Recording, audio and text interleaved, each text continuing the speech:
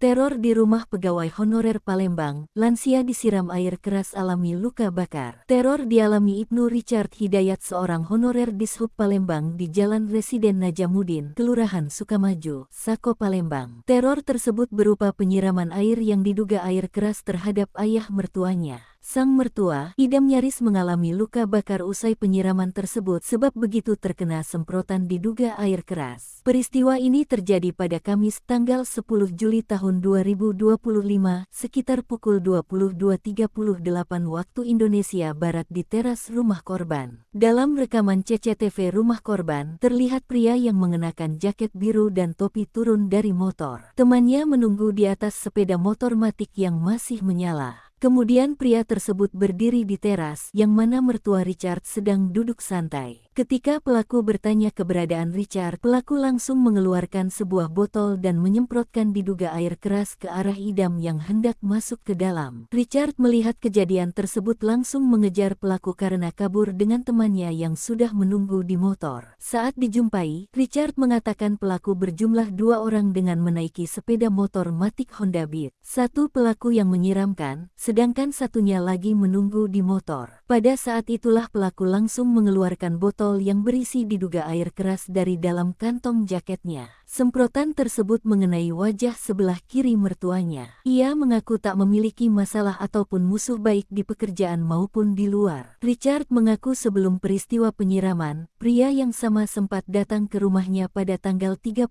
Juni tahun 2025 lalu. Pria tersebut bertanya soal prosedur pembuatan kir. Peristiwa penyiraman yang terjadi semalam membuat ia dan keluarga merasa trauma. Richard melaporkan kejadian itu ke Polda Sumsel. Ia berharap pihak kepolisian dapat mengusut pelaku.